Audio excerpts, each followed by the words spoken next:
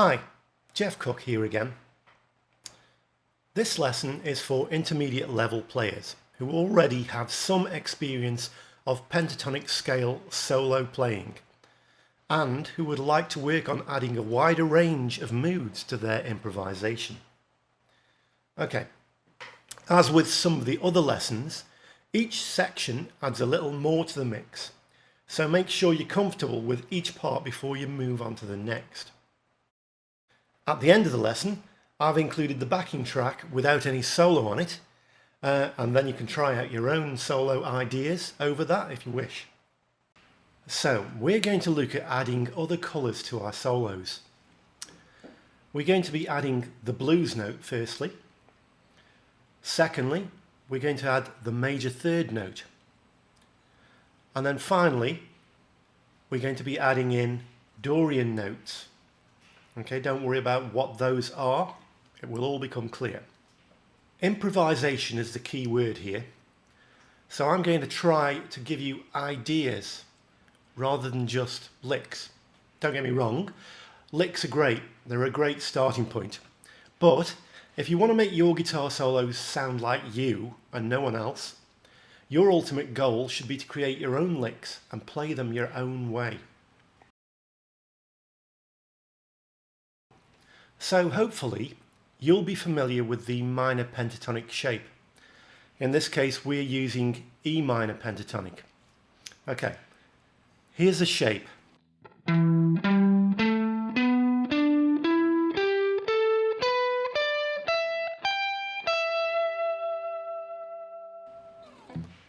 Right, this is often referred to as shape 1 because it starts on the root note E of the scale, and you should at least be aware of where the root notes are.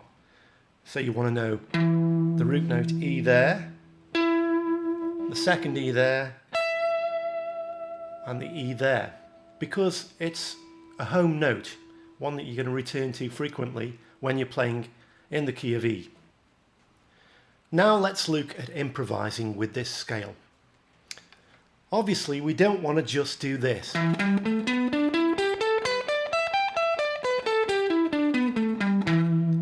That's not a solo, that's just a scale. So we want to think of phrases or ideas rather than just one note after the other. A simple beginning is to just play a few notes at once. For instance, let's try 3. Let's try... Okay. Nothing much on its own, but when we go, it's got a nice kind of bluesy feel to it. But if we just play and stop, it's kind of not working. What we want to do is we want to find an end for that little phrase. We want to escape from that constant cycle of going. Yeah. One of the things that we can do is to bend a note to get out of this. Okay, so that works pretty well. We've escaped from our little phrase. We can do the same thing here. That was basically the same kind of phrase, a little 3-note phrase. But more the opposite way around to the first one. Now remember that any note of the scale can be bent, but it has to bend up to the next note in the scale, the next note above that. So for instance, when I was bending this note here, we're bending from here to this note. So I'm already assuming that you are able to bend notes to the correct pitch. If not, you really want to work on that before going too far with this. Okay, so here are some ideas in practice.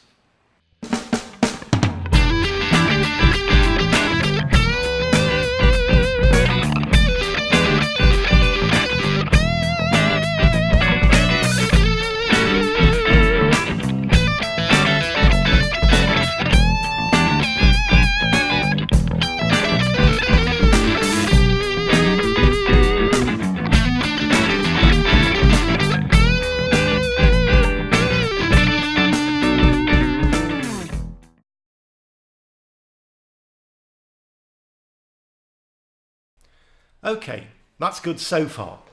But at the moment, we're locked into one basic shape of the pentatonic scale, and that's fairly constricting. So what a lot of people will do now is to learn all the other shapes of the pentatonic scale in the different positions on the neck. Now, that's not a bad idea, but that alone won't necessarily give you the freedom to move around the neck as you might like. What's perhaps more important is to learn how the different scale shapes interlink and how we can move easily between them. For instance, here's shape 5.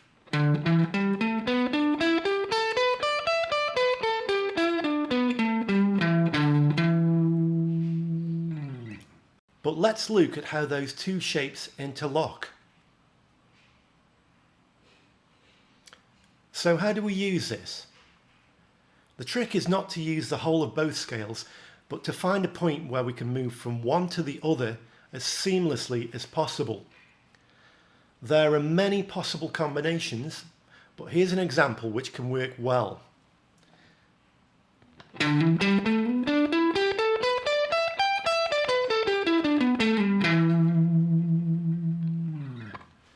Here are the notes I used.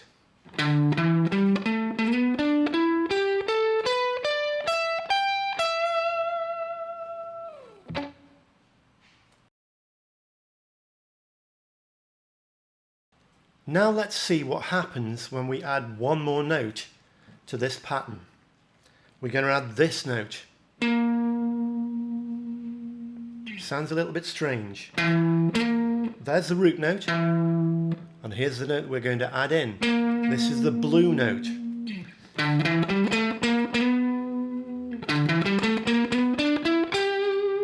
So we get that.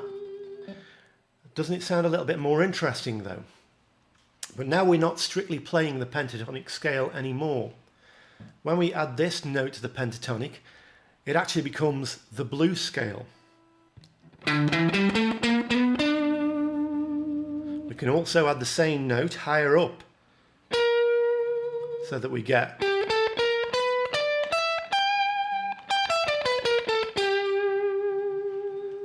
that's how it sounds. Remember how I said earlier that when we bend a note, we need to bend up to the next note in the scale.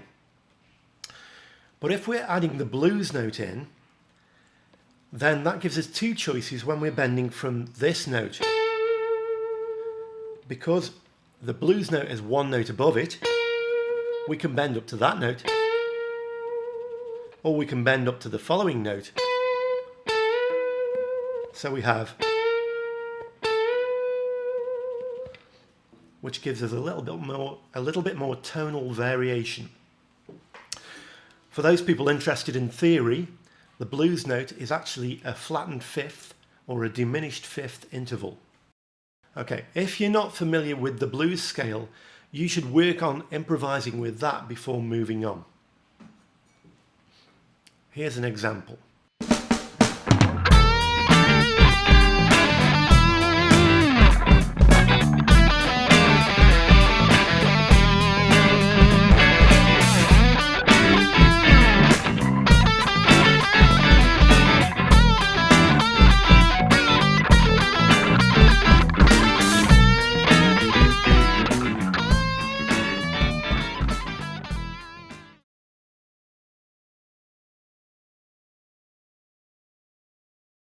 This is where things start to get more interesting. We know that we've been using the minor pentatonic. The interesting thing is we're playing over a funk blues backing, which is essentially in a major key. This is one of the weird and wonderful qualities of the minor pentatonic, which make it so usable in so many different situations. You don't have to understand the major and minor scales to be able to do this, but it will help you with many things if you do. Now, because we are in a major key here, we can actually add in the third note of the major scale, which in this case is this. Okay? Now this note actually works brilliantly if we hammer on from the note below. Maybe like this.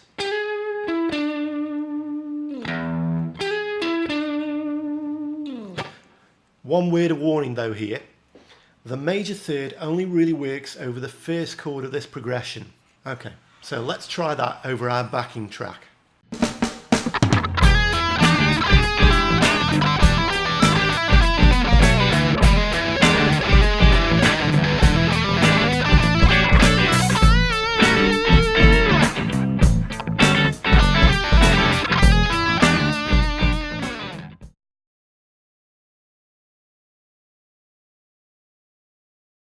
We've already said that we are playing a minor pentatonic over a major key chord progression.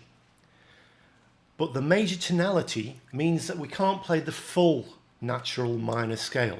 This is different from the pentatonic minor scale, as the pentatonic minor misses out 2 notes from the minor scale, the natural minor scale. However, there is a minor scale that we can play, which is known as the Dorian scale. Now the Dorian scale just happens to fit very closely with the pentatonic scale. For instance, here's the high end of the pentatonic scale. Okay, and we're going to add this note and this note, okay, which will add something of the Dorian flavour. You'll hear it better if I do this. Okay, so that's combining the pentatonic with the Dorian. Okay, that's good in itself, but if we add the blues note into that, we get this.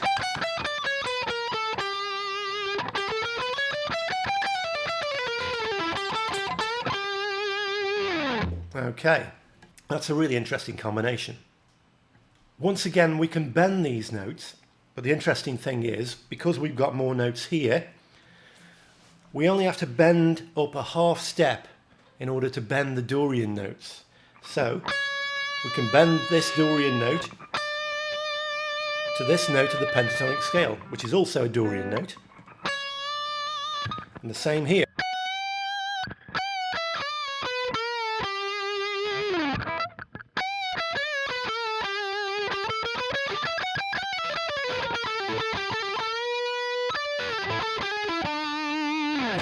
Okay, so all these extra notes make things a little more tricky, but they also make things a lot more interesting, I think you'll find. So we've got